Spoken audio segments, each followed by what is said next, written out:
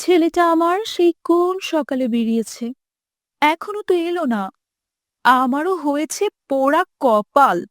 অকালে ওর বাবাও মারা গেল, আর আমার এই ছোট্ট ছেলেটার কাঁধে এলো সংসারের বোঝা। ছোটনের মা ছোটনকে খুঁজতে বাড়ি থেকে বের হতেই যাবে, তখনই ছোটন চলে আসে। কি রে বাবা, আজ এত দেরি করে ফিরলি যে? আজ মহাজন বেশি কাজ দিয়েছিল মা, সেগুলো করতে করতেই এত দেরি হয়ে গেল। খুব ক্লান্ত লাগছে। মা, কিছু রান্না করেছো কি? খুব খিদা লেগেছে। হ্যাঁ বাবা, করেছি। ঘরে কিছু চাল আর ডাল ছিল, তা দিয়ে তোর জন্য খিচুড়ি রান্না করেছি। কি, খিচুড়ি? ও মা, আমার যে আর তস হয়েছে না, তাড়াতাড়ি খেতে দাও। আচ্ছা বাবা, তুই হাত মুখ ধুয়ে নে, আমি এক্ষুনি তোর জন্য খাবার আনছি। মা, তুমি খাবে না? না রে বাবা, আমি বিকালে একটু মুড়ি খেয়েছি, তাই আর কি ক্ষুধা নেই। ও, ঠিক আছে। হঠাৎ ছোটনের মা কাশতে শুরু করলো। কি হলো মা, তুমি এভাবে কাশছো কেন? কি হয়েছে তোমার? ও তেমন কিছু না, একটু ঠান্ডা লেগেছে। ছোটনের মা কাশতে কাশতে মাটিতে লুটিয়ে পড়ল। মা, কি হয়েছে আমার মায়ের? বলুন না ডাক্তার সাহেব। তোমার মায়ের অবস্থা তেমন ভালো না ছোটন, খুব কঠিন রোগে আক্রান্ত তিনি। ওনাকে শহরের কোনো হাসপাতালে দেখাতে হবে। আমি আপাতত এই ওষুধগুলো লিখে দিচ্ছি, এগুলো খাওয়াও। ঠিক আছে ডাক্তার সাহেব। ডাক্তার চলে যাবার পরে ছোটন মায়ের পাশে বসে কাঁদতে থাকে। যেভাবেই হোক আমার মায়ের চিকিৎসা আমি করাবো। আমার যে তুমি ছাড়া আর কেউ নেই মা, তুমি আমাকে ছেড়ে চলে যেও না।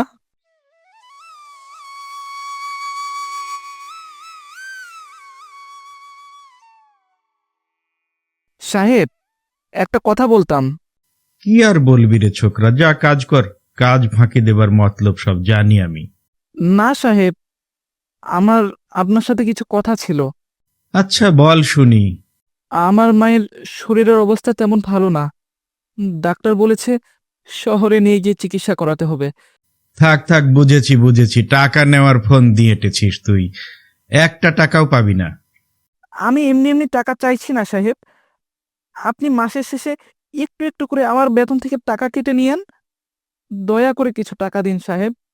এ যা, তো এখান থেকে টাকা দিতে পারবো না। এখন যদি কাজে না যাস তাহলে কিন্তু মাইনে থেকে টাকা কেটে নেব, এই বলে দিলাম।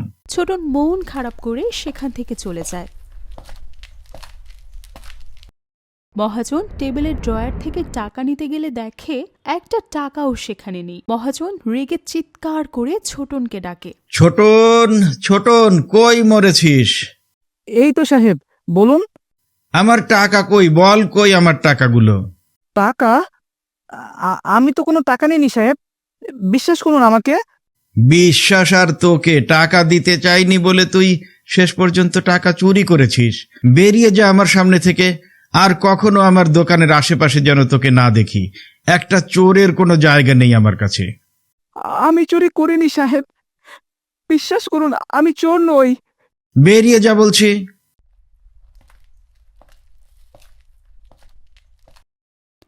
কিছুক্ষণ পর মহাজন টেবিলের পাশে একটা কোণে টাকাগুলো দেখতে পেল। তখন তার মনে পড়ে গেল ছোটনের সাথে কথা বলতে বলতে সে নিজেই সেখানে টাকাগুলো ভুল করে রেখেছিল। আরে এই তো আমার টাকাগুলো, তাহলে ছোটন টাকা চুরি করেনি। তা যাই হোক, আপদ বিদায় হয়েছে যত সব। একটা গাছের নিচে ছোটন মন খারাপ করে বসে আছে। এমন সময় একটা লোক বাজার করে ফিরছিল। হঠাৎ সে জ্ঞান হারিয়ে ফেলে। ছোটন তা দেখে দৌড়ে তার কাছে চলে যায়। পাশের একটা পুকুর থেকে পানি এনে তার মুখে ছিটিয়ে দেয়। কি হয়েছিল আমার? আপনি জ্ঞান হারিয়ে ফেলেছিলেন। ও, আসলে আমার একটা রোগ আছে, মাঝে মাঝে এমন হঠাৎ অজ্ঞান হয়ে যাই। তা কে বাবা তুমি? আমি ছোটন, এই তো পাশের গ্রামেই থাকি। তুমি আমায় সাহায্য করেছো, তোমাকে অনেক ধন্যবাদ। কিন্তু তোমার চোখ মুখ এমন লাগছে কেন? কি হয়েছে?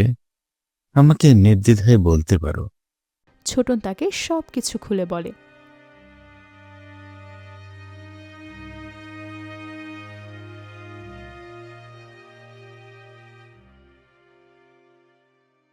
আরে তুমি এত ভেবো না। তুমি আমার দোকানে কাজ করবে, বেশি কিছু করতে হবে না। আমাকে মাঝে মাঝে শহরে ব্যবসার জন্য যেতে হয়। তুমি অনেক ভালো একটা ছেলে, তাই আমার অবর্তমানে তুমি আমার দোকানের হিসাব নিকাশের খেয়াল রাখবে। বেতন নিয়ে একদম ভেবো না। কি পারবে তো? হ্যাঁ সাহেব, পারবো। আমাকে যে পারতেই হবে। তাহলে আর দেরি কিসের, আগামীকাল থেকেই চলে এসো, কেমন? ঠিক আছে সাহেব। মা মা, আজ কি হয়েছে জানো? কি হয়েছে রে বাবা? ছোটন তাকে সবকিছু খুলে বলে। কি বলছিস বাবা? লোকটা তো তাহলে অনেক ভালো মানুষ। হ্যাঁ মা, আমাকে আগামীকালই যেতে বলেছে। আচ্ছা বাবা, যাস। এখন খেয়ে নে তো দুটো। ঠিক আছে মা।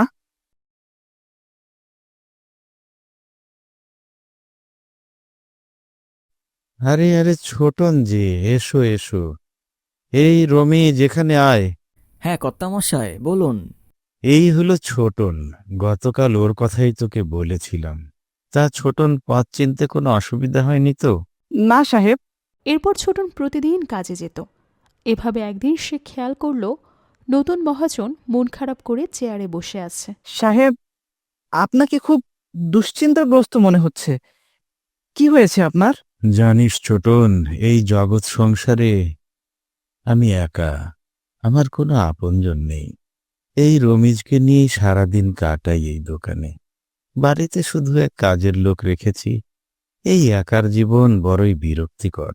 নিজেকে একদম একা ভাববেন না সাহেব, আমরা আছি তো আপনার পাশে। হ্যাঁ রে, তোরাই তো আমার সব। তোরা আছিস বলেই একটু স্বস্তি পাই। রমিজ আড়াল থেকে সব শুনে বলে, দূর, খুব একা একা মহাজনের দোকান থেকে মাল সরিয়ে বিক্রি করে দিব্যি ভালো কাটাচ্ছিলাম। কই থেকে জুড়ে বসলেই ছোটন।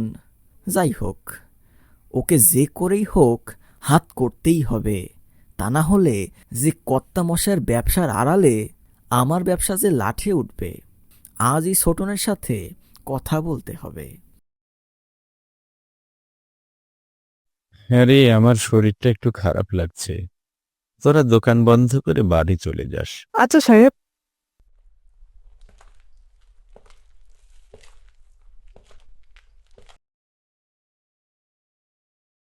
হ্যাঁ রে ছোটন, শুনছিলাম তোর মা নাকি অসুস্থ। শহরের হাসপাতালে ভর্তি করাতে হবে খুব তাড়াতাড়ি। হ্যাঁ রমেশ ভাই, মাকে নিয়ে আমার যত দুশ্চিন্তা। শহরের চিকিৎসা না করালে মার যে খারাপ কিছু ঘটতে পারে।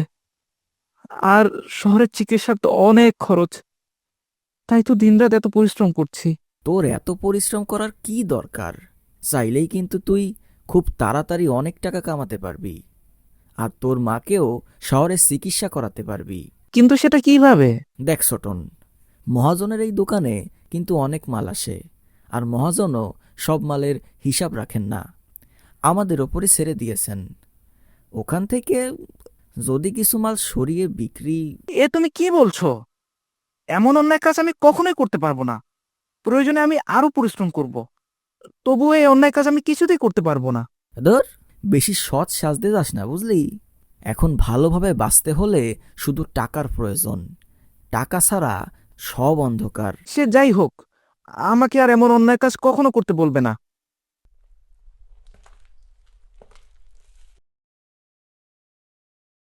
ছোটন নতুন নিয়ে আসা মালগুলোর হিসাব করছে।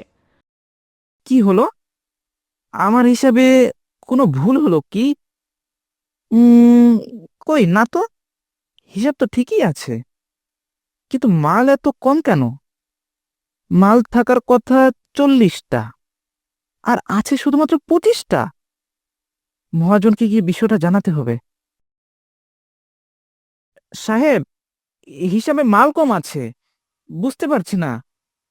হিসাব অনুযায়ী মাল থাকার কথা 40টা, কিন্তু মাল আছে 25টা।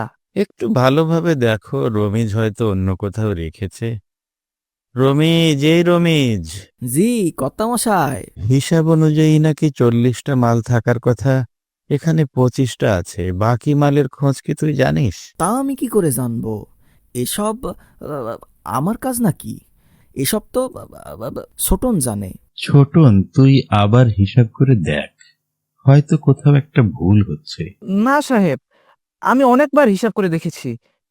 আচ্ছা ঠিক আছে, আমি একটু হিসাব মিলিয়ে দেখি। আজ বুঝি ধরাই পড়ে যাই। হিসাব তো ঠিকই আছে, তবে কি রমেশ ভাই, আজও তো মাল আসার কথা বিকালে, আর আজ সাহেব শহরে যাবে, আমাকে খেয়াল রাখতে হবে।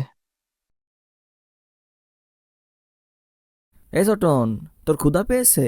না রমেশ ভাই। আমার ভীষণ ক্ষুধা পেয়েছে রে। মালগুলো সব উঠিয়ে খুব ক্লান্ত লাগছে।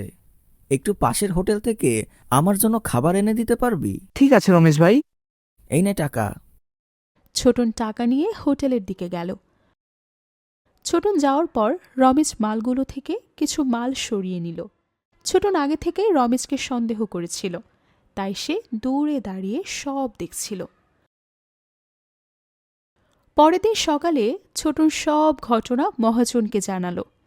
এ তুই কি বলছিস ছোটন? রমিজ আমার অনেক পুরনো কর্মচারী, ও এমন কাজ কিভাবে করতে পারে? না না ছোটন, তোর কোথাও ভুল হচ্ছে। আমার কোনো ভুল হচ্ছে না সাহেব। আচ্ছা ঠিক আছে, পরশুদিন তো মাল আসার কথা, আপনি সেদিন না হয় আড়াল থেকে সব দেখবেন। ঠিক আছে। এই রমিজ, এখানে আয়। হ্যাঁ কর্তামশাই। শোন, আমার আজ হঠাৎ করে শহরে কিছু কাজ এসেছে, সেগুলো সারতেই আমাকে এখন শহরে যেতে হবে। আজ মাল আসবে দোকানে, বুঝলি? তুই আর ছোটন সবকিছু ভালোভাবে দেখে রাখিস। তা নিয়ে আপনি একটুও ভাববেন না কর্তামশাই, আপনি নিশ্চিন্তে যান।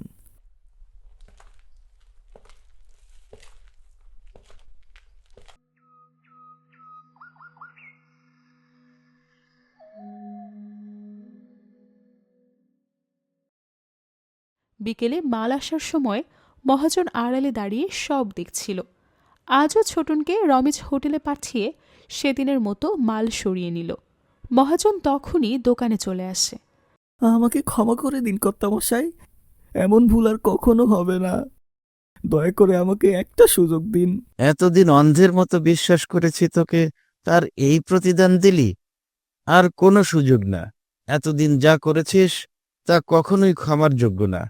বেরিয়ে যা আমার দোকান থেকে।